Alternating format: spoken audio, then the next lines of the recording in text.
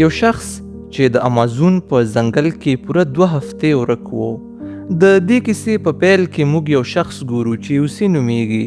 د یوسي د دې سره ډیر شوق و چې د نړۍ په حیرانونکو او عجیبو ځایونو وګرځېږي او هغه ټول وویني. د همدې له امله یې د امازون ځنګل ته تلل تر ټولو ستر ارمان ګرځېدلی و. د هغه 2 ملګري وو. دوی ټول په یو بل ډیر زیات ګران وو، مګر د یوسي دواړو کې کلکه ملګرتیا له کیوین سره وه. کیوین په ډیر زیات ګران وو. کیوین یو خوش اخلاقه انسان وو. د مارک، یوسي او کیوین د ملګرتیا ډیر وخت تیر شوی وو. په دوی کې د کیوین شوق له انځور اخیستنې سره زیات وو، ځکه نو له مارک او یوسي سره به یې د عجیبو ځایونو ویډیوګانې ثبتولې او بیا به یې په خپل اکاونټ نشرولې. د ورځو نه یوه ورځ یو نااشنا کس د یوسي سره مخ کیږي. عجیبه خبره دا وه چې هغه شخص ته د یوسي نوم هم یاد وو. دوی دواړه په یو ځای کې کینی. هغه ناشنا شخص یوسي ته وایي، زه پوهیږم ستا تر ټولو ستر ارمان دا دی چې ته د امازون ځنګل ووینې. زه کولی شم له تا سره ستا د دې ارمان په پوره کولو کې مرسته وکړم. دا چې دا د یوسي ستر ارمان و، بغیر له څه فکر کولو څخه یې ورسره دا خبره ومنله او په همدې شپه یې خپل ملګري هم امازون ځنګل ته د تللو لپاره قانع کړل. دوی د امازون ځنګل په لور حرکت وکړ. د یوې الوتکې په وسیله د ځنګل په یوه څنډه کې ښکته شول. الوتکه ولاړه او دوی ځنګل ته داخل شول. دلته په دوی شپه راځي. دوی ټول دلته خپلې خیمې لګوي او ویده کیږي. د شپې ناڅاپه یو دم چا چغې کړې. ټول له خوبه راویښ شول. ولیدل چې د مارک په سر یو شوپرک راغورځېدلی و. هغه شوپرک زهري نه و، ځکه نو دوی بیرته ویده شول. په سبا سهار یې یو ځل بیا خپل مزل ته دوام ورکړ. یو ځل بیا شپه راغله او په دې شپه په دوی باندې سخت تیز باران شروع شو. دوی بیا هم خپل مزل ونه دراوه، ځکه که چیرې درېدلي وای نو دا ضروري وه چې ناروغه کېدل او بیا به یې مزل نشو کولی. په تک تک کې دوی یو داسې ځای ته ورسېدل چې هلته د څه خلکو د اوسېدو ځای و. دلته د کلي په ډول ماحول و. دا ځنګلي انسانان نه وو، بلکې زموږ او ستاسې په رقم عادي انسانان وو. او د یوسي او ملګرو یې ډېره ښه مېلمستیا وکړه. دوی ته نه یوازې دا چې د خوراک سامان ورکړل، بلکې د آرام کولو لپاره یې هم ورته ځای برابر کړ او دا شپه یې ښه په آرام سره همدلته تیره کړه. په سبا ورځ دوی ټولو له دې قبیلې سره مخه وکړه او یو ځل بیا یې خپل مزل ته دوام ورکړ. دا شپه هم دوی په یو ځای کې خیمې ولګولې او سبا شوه. په سبا ورځ د مارک پښو درد شروع کړ. هغه نور مزل نشو کولای، نو ځکه کښېناست. کارل د هغه بوټ وباسه او پښه یې ولیده. پښه یې ټوله وینې وه. دلته نو ټولو ته معلومات وشو چې د مارک پښه کوم ځای کې لګېدلې ده او د دې په رغېدلو باندې به کم از کم 4 ورځې خو لګېږي. کارل دوی ټولو ته دا وایي چې موږ باید 4 ورځې همدلته خیمې ولګوو او پاتې شو. مګر یوسي او د هغه ملګری د ځنګلي خلکو د لیدلو لپاره ډیر زیات بې قراره وو، خو بله لاره نه وه او هغوی همدلته خیمې ولګولې. د یوسي ملګری چې لیکوال او فوټوګرافر و، هغه د مطالعې ډیر شوقي و. هغه په یو کتاب کې لوستی و چې په داسې ځای کې پاتې کېدل ډیر زیات خطر لري او موږ باید له دې ځایه د وتلو لپاره یوه لاره نه یوه لاره وګورو. یوسي دوی ته مشوره ورکوي، موږ به دلته د ځنګلي ونو له لرګیو څخه یو کښتۍ جوړه کړو او په سیند کې به د کښتۍ په وسیله خپل مزل ته ادامه ورکړو. دا خبره ورسره کار نه منله، ځکه چې هغه پوه و چې د دې سیند اوبه مخکې څومره تیزې دي. مګر د یوسي دواړه ملګري د یوسي په خبره کلک شو او ټول په دې خبره قانع شول چې سمه ده، یوه کښتۍ به جوړه کړو. دوی لرګي راوړل او کښتۍ یې همدلته جوړه کړه. خپل ټول سامانالات یې په کښتۍ کې واچول او کښتۍ ته حرکت ورکړ. تر څه وخت پورې هیڅ مشکل هم نه و، خو وروسته حالات بدل شول. د سیند اوبه رازیاتې شوې او څپې یې مستې شوې. دا وخت کارل دوی ته وویل کوښښ وکړئ چې کښتۍ وچې ته وباسئ. مګر کیوین بیا هم په خپله خبره کلک ولاړ و او ویل یې موږ باید په اوبو کې تر ځنګلي انسانانو ځان ورسوو. همدا و چې د کارل او کیوین ترمنځ شخړه پیلیږي، خو یوسي منځ ته راځي او دوی دواړه خلاصوي. یوسي د کارل خبره مني او کښتۍ وچې ته وباسي. دلته نو دوی یو ځل بیا خیمې ولګولې او د مزه یې ځان ته جوړ کړ. کارل دوی ته وویل نن شپه به زموږ همدلته وي او سبا ورځ به انشاءالله یو ځل بیا خپل سفر ته دوام ورکوو. دا شپه هم تیره شوه. په سبا یې کارل دوی ته وویل زما خو د دې هیڅ اراده نشته چې په کښتۍ کې ولاړ شو، باید پیاده مزل ته دوام ورکړو. مګر یوسي او کیوین د کښتۍ خوند لیدلی و او کښتۍ کې یې په سفر کولو باندې ټینګار کوه. دلته دوی له مارک څخه هم پوښتنه کوي او ورته وایي ته په دې برخه کې څه وایې؟ هغه ورته وویل دا چې زما پښه اوس ښه شوې ده نو دا به غوره وي چې موږ پیاده ولاړ شو. په دې سره نو دوی په دوه ډلو وویشل شول. کارل او مارک د پیاده لارې مزل غوره کړ. یوسي او کوین په کښتۍ کې سفر غوره کړ.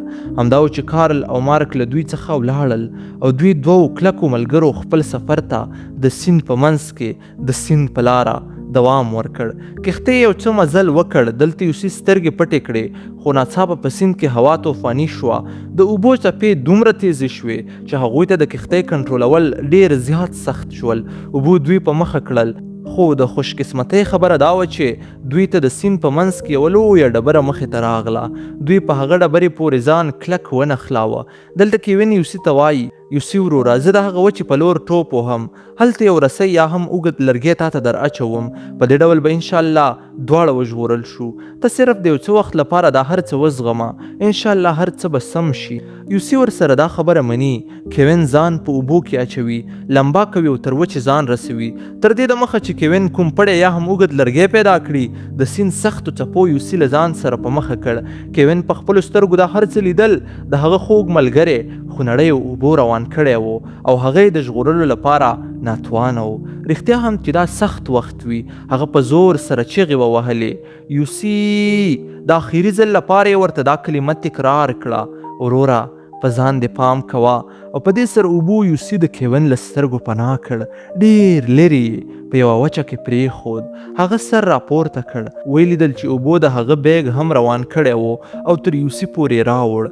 هغه خپل بیګ راواخیست. په بیګ کې یو ډول د طاقت ګولۍ ایښې وې. له هغې یې یوه واچوله او په ځنګل کې د خپل ملګري په لټه ووت تر څو پیدا یې کړي. هغه ملګري ته ډېرې چغې ووهلې، خو ملګری یې نه و. څه وخت وروسته یې د کوین د پیدا کېدو امید ختم شو. له خپل بیګ څخه یې نقشه راوباسله او د نقشې له مخې یې بیرته خپل مزل ته دوام ورکړ. په ځنګل کې یې یو ځای شنه خرما ولیده. دا چې هغه وږی و، نو ځکه دې ونې ته ور وخوت، خو هلته یې ولیدل چې یو غټ کوبرا مار دی. ډېر ژر یې بیرته لاندې راټوپ کړ. یو ځل بیا یې ذهن تشویق سو او دا ځل یې پرېکړه وکړه چې مار به وژنم او خرما به خورم. هغه ونې ته ور وخوت، مار یې لاندې راوغورځاوه. هغه یې په یوه لویه ډبره وواژه. په همدې ځنګل کې پرې شپه راغله او په دې شپه یې د خوب لپاره ځان ته ډېرې شنې پاڼې راټولې کړې. هغه یې په یو ځای کې واچولې او پرې ویده شو. د شپې ناوخته یو دم هغه له خوبه پاڅېږي. هغه د مارک اوازونه اوري چې سر یې راپورته کړ. ویې لیدل چې مارک یې مخې ته ولاړ دی. ژر یې خپل څراغ ولګاوه او د هغې په لوري یې واچاوه. دا ځل یې چې ولیدل هلته هېڅوک هم نه و او یوسي په دې وپوهېده چې دا د هغې وهم و. د دومره وخت یوازې اوسېدلو وروسته د هغې دماغ خراب شوي و. هر کله چې بیا ویده شو، نو د کوم حیوان غږ یې حس کړ. هغه پوه شو چې هلته یو زمری دی. یوسي د خپلو دماغو نه کار واخیست. هغه د لیټر په ذریعه د سپرۍ له ګاز څخه اور ولګاوه او همداسې هغه ځناور له هغه ځایه وتښتېده. هر کله چې هغه له خوبه پاڅېد، نو هغه د خپل سر په مخکینۍ برخه کې یو څه درد حس کړ. هغه لاس خپل سر ته یوړ. ویې لیدل چې له سر څخه یې یو څه وینه بهېدله. د هغه په سر کې د کښتۍ له لرګي څخه چې په اوبو کې و یو لرګی ننوتی و. ځکه نو نوڅی یې راواخیست او د هغې په وسیله یې د خپل سر څخه د لرګي وباسل شروع کړل. دا یوه ډېره سخته صحنه ده، ځکه چې هغه لرګی یې د سر دننه برخې ته رسېدلی و او په ډېرې سختۍ سره یې د سر څخه راوباسه. یو ځل بیا یې خپل سفر شروع کړ. په لاره کې یې د بازانو هګۍ ولیدلې. هغه هګۍ یې ماتې او وخوړلې. یو څه چې مخته ولاړ، نو داسې ځای یې ولید چې فکر کېده دلته د کومې قبیلې خلک پاتې شوي دي او د کوم خطر له وجې اوس له دې ځایه تښتېدلي دي. دا ځای د پاتې کېدلو لپاره یوسي غوره ځای وګاڼه. هغه دلته د آرام لپاره ځان ته ځای جوړ کړ. د هغې پښو ډېر درد کاوه. خپلې جرابې یې وباسلې. دواړه پښې په وینو کې لت پت شوې وې. د پښو د درد له وجې هغه شپه هم دلته تېره کړه. په سبا ورځ هغه د لیونیانو په شان په ډېرې مینې سره خپل حرکت یو ځل بیا پیل کړ. هغه یو ځای کې د انسانانو د پښو نښان ولید. ډېر خوشحاله شو او فکر یې وکړ چې دا به د مارک د پښو نښان وي. همدې نښانونو یوسي ته امید ورکاوه چې کولی شي یو ځل بیا خپلو ملګرو ته ورسیږي. دلته کوین ګورو. هغه د یو سیند په خوا کې د بېهوښۍ په حالت کې پروت و. یو څه کلیوال خلک راځي. هغوی کوین ګوري او له ځان سره یې خپل کلي ته وړي. څه وخت وروسته چې کوین خپل حالت ته راوګرځېد، نو د دې کلي له پولیسانو سره یې ولیدل. هغه د خپل خوږ ملګري د ورکېدو کیسه پولیسو ته وکړه. له بلې خوا یوسي ګورو چې دماغي او بدني حالات یې نور بیخي خراب وو. ناڅاپه هغه د یوې الوتکې اواز اوري. هغه یوه سره ټوټه پورته کوي او خوځوي تر څو د الوتکې ورته نظر راواوړي. مګر له بده بدبخته الوتکې یوسي نه ولید او نه یې هم واورید. دلته نو پولیس کیوین ته راځي او ورته وایي د ځنګل په یوه برخه کې هم موږ یوسي ونه لید. کیوین په پولیسو ټینګار کوي مګر پولیس ورته وایي په دې ځنګل کې چې څوک 15 ورځې هم ورک شوي دي نو بیا نه دي راغلي، نو دا څنګه امکان لري چې 14 ورځې د یو انسان په ځنګل کې تیرې کړي او ژوندی دې ترې راووځي. خو کیوین بیا هم په زړه کې دا احساسوله چې یوسي ژوندی دی.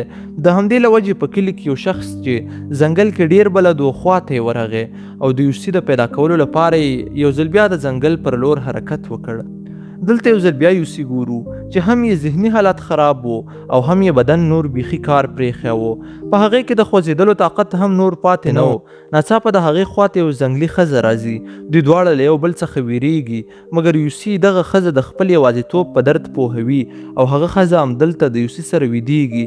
څه وخت وروسته چې یې سترګې وغړولې نو پوه شو چې هلته هیڅ کومه نجلۍ نه وه او دا نجلۍ هم د یوسي وهم او خیال و. تر دې وروسته هغه یو ځل بیا ځان ته تسلیت ورکوي او خپل دماغ جوړوي. هغه داسې یوې ونې ته رسیږي چې سره او غټ میږي په هغې ونې باندې ګرځېدل. دلته نو یوسي خپل کمیس وباسي تر څو میږي یې وچیچي او هغې ته د مزل کولو همت ورکړي. هغه دغه ونه خوځوي. دا چې کمیس یې نه و نو هغه میږي د یوسي په ملا راغورځېږي. میږیان هغه چیچي یوسي د درد څخه منډه وهي او د میږیانو د لرې کولو لپاره تر سیند پورې ځان رسوي. هر کله چې یې له ځانه میږیان لرې کړل نو د لرګیو څخه یې د خپل نوم لومړی تورې وای جوړ کړ تر څو که کیوین په هغه پسې ګرځېږي نو په دې ډول یې په اسانۍ سره پیدا کړی شي. هغه په همدې سوچ کې و چې ناڅاپه دلته یو شمشتی راځي. یوسي غواړي هغه مړه او بیا یې وخوري. هغه ډبره پورته کوي مګر وروسته یوسي د شمشتی سترګو ته ګوري. زړه یې پرې خوږېږي او هغه ژوندی پرېږدي. په همدې کې شپه راځي. اوس نو یوسي ته معلومات وشول چې هغه به هیڅکله هم له دې ځایه ونه ژغورل شي. دلته یو شوپرک راځي. هغه له دې شوپرک سره خبرې کوي او د انسان مینه پرې ماتوي. په سبا ورځ د خوش قسمتۍ خبره دا وه چې دې ځای ته کیوین راځي. هغه دلته یوسي ولید مګر دلته هم نه و ځکه نو بیرته یې حرکت وکړ. کیوین فکر وکړ چې یوسي مړ شوی دی ځکه خو په یو ځای کې هم نشته. همدا و چې هغه نا امیده شو او بیرته یې خپله کښتۍ روانه کړه. دا وخت د کښتۍ په غږ باندې یوسي له خوبه راویښېږي. هغه د یوې ډبرې شاته ویده شوی و ځکه کیوین هم نه و لیدلی. یوسي کیوین ته چیغې وهي مګر شیمه پکې نه وه او د هغه اواز تر کیوین پورې ونه رسید. د کیوین شاوخوا ته ټول د کښتۍ او اوبو اوازونه وو ځکه یې نو د یوسي اواز هم نه اورېده. د هغه نږدې ملګری په هغه پسې دومره نږدې راغی مګر شاید د هغې سره قسمت یاري نه وه کړې چې ونه ژغورل شو. کښتۍ ولاړه. هغه ځای پر ځای ودرېد. له سترګو نه یې د غم او بېوسۍ اوښکې وڅڅېدلې. څومره سخته ده که نه چې په خپلو سترګو د خپلو ارمانونو دنیا ړنګه ګورې. هغه ځای پر ځای ولاړ و. کیوین د اخري ځل لپاره وغوښتل چې په دې طرف هسې یو ځل وګوري. ناڅاپه یې سترګې په یوسي باندې لګېږي. د هغه سترګې کړېغې راوځي. کښتۍ والا بیرته په یوسي پسې راځي. کیوین له کښتۍ څخه ټوپ وهي او خپل خوږ یار ته د مینې غېږه ورکوي. د کیوین له سترګو هم د خوښۍ اوښکې بهیږي. هغه د کښتۍ والا څخه مننه کوي او یوسي کلیوالي سیمې ته راولي. د کلي خلک د یوسي په لیدلو ډېر زیات حیران شول. د امازون په ځنګل کې چې تر ټولو زیات وخت ژوندی پاتې شو نو هغه یوسي و او یوسي لومړی خدای او بیا په خپل ځان باور او نه ماتېدنې په دې سخت ځنګل کې ژوندی وساته. دا یوه رښتینې کیسه ده چې د امازون په ځنګل کې تېره شوې او د فلم په ډول هم برابره شوې ده. په دې هیله چې خوند یې درکړی وي. تر بیا ښې چارې.